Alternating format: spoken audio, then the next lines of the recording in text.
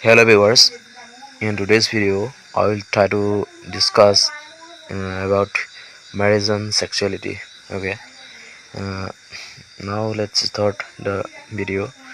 The themes of love, marriage and family are common in most of the Victorian novels.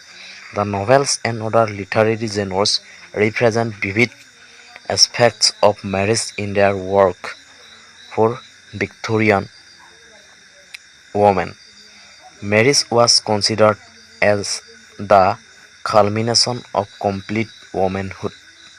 In Pride and Prejudice, published anonymously in 1813, Jane Austen described women's difficulties of finding a deserving husband. Her novel explores the philosophy of a meaningful love relationship between a young man and a young woman that culminates in marriage.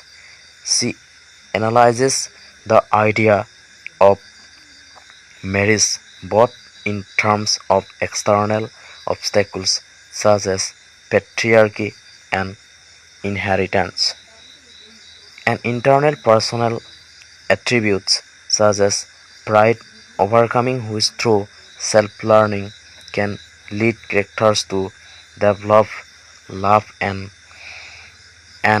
up in a happy marriage. The idea of marriage was seen as the only means of social mobility for Victorian women.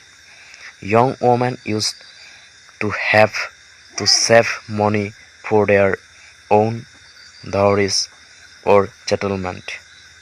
The prospects of divorce were usually a lengthy legal procedure, which hardly allowed the woman to have any control over the matter. Even in the case of legal separation, the husband was given custody of the children. Young girls were constantly pressurized for marriage by their families and relatives, which is comically presented in Austen's Pride and Prejudice. In fact, marriage in the Victorian society had an economic base rather than an emotional one. For example, Wickham's refusal to marry Lydia in Austen's Pride and Prejudice without a settlement indicates not only his expectations of financial gain from the marriage but also visible lack of any emotional reason for the marriage. Victorian novelists mention sexuality without uttering a word about sex itself. This made indirect allusion a significant device in Victorian literature. Sexuality was represented as an important aspect linked with marriage, without painting it with an inappropriate sexuality in terms of erotic aesthetics. Victorian writers extremely relied on aesthetic details to describe sexual scenes or to develop sexual tension between characters. The mid-19th century Victorian combination of moralism and scientific invention produced ideas of orthodox human sexuality based on social and biological ideas. While men were popularly presented as polygamous, women were projected as monogamous. Thus, what was accepted as habitual for men was considered exceptional for women. The Victorian woman's sexuality was considered natural only after her marriage. A woman could not own her sexuality, which was considered as a moral virtue. that belonged to the man after her marriage. Thus, Victorian women were seen as guardians of morality since they were not expected to be driven by fashion, unlike men.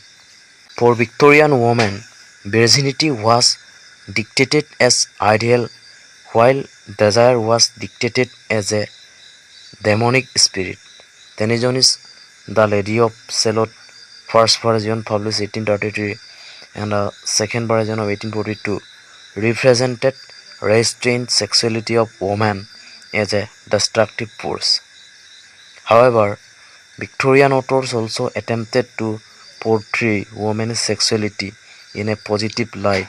For example, Christina Rossetti's The Goblin Market, written in 1859 and published in 1862, presents the feminine sexuality and temptation in contrast with the Victorian woman's sexuality.